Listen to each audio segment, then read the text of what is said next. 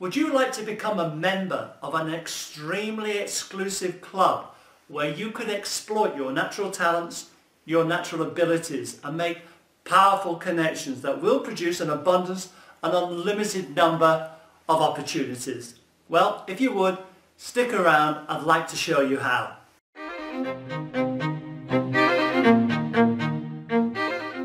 Hi, I'm Mike Lally of KnowYourMind.com. Welcome to part 7 of how to use non-verbal communication, your body language, to get outstanding, even extraordinary results. You know, it's often said that success depends upon who you know. But of course, it also relies on what you know. So would you like to belong to a special group where the door is open only to the chosen few? In this part and the following part, I'd like to show you how to gain access into the inner circle and become a member of a distinguished group by using superior and smarter rapport skills.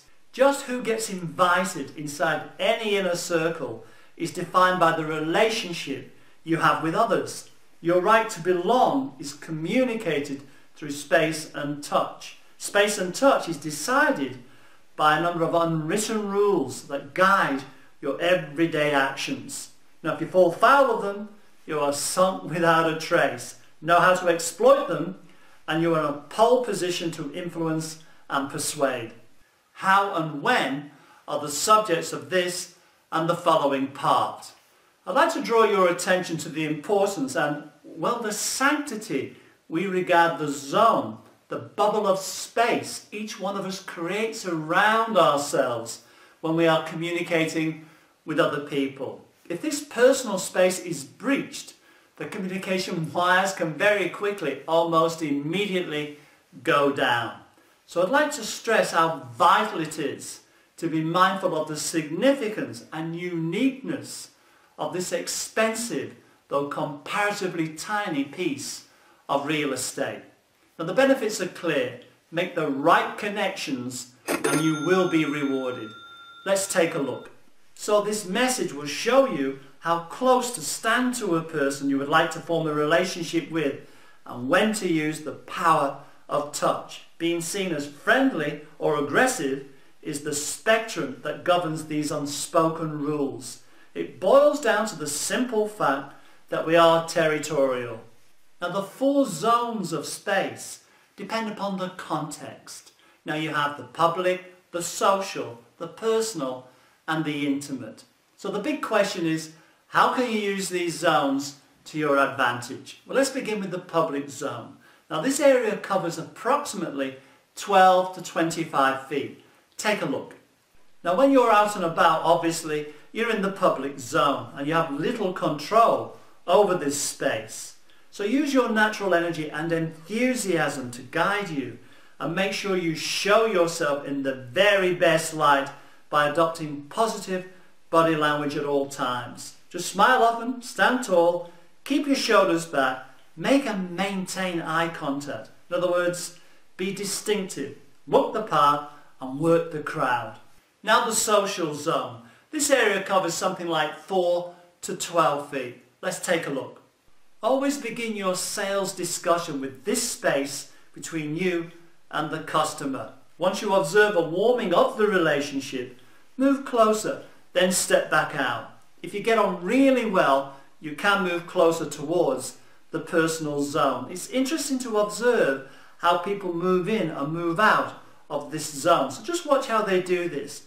But always test the water by moving closer and then moving back. See if people match and mirror you by moving closer to you. If they do this, you are clearly in rapport. In general, never enter anyone's personal space unless you are clearly invited, unless you know you are welcome. Onto the personal zone. This zone is absolutely critical for building stronger relationships, and the area is about 2 to 4 feet. So let's look at some of the characteristics of this space. Now, you use this space with family members and close friends.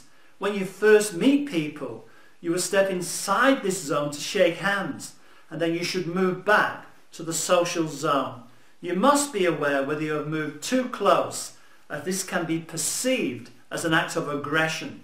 This can be seen through their body language and they will turn away from you.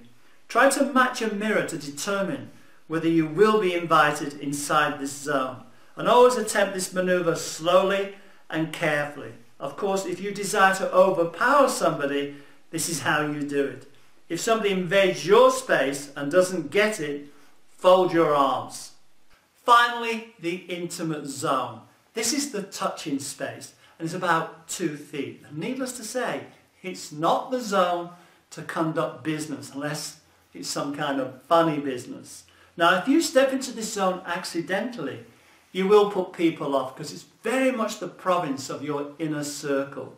So make sure you approach this zone respectfully and fully test the waters before you boldly go where no one should go unless you really are invited. So that completes this part. Thanks for your time. Thanks for watching. In the next part, I'll discuss the how and when of touch. If you could, please visit my website, knowyourmind.com, my blog, MikeLally.com. Also, if you wouldn't mind, could you subscribe to my channel by clicking the link above or the subscribe button below, so you will know when the next video, the next part is available. Thanks for that. Keep in mind, you have many faces, so let's put them to use. Let's begin to progressively, yet elegantly become a person of influence by using space and touch in the best possible way. So until we chat again, take care. Cheerio for now.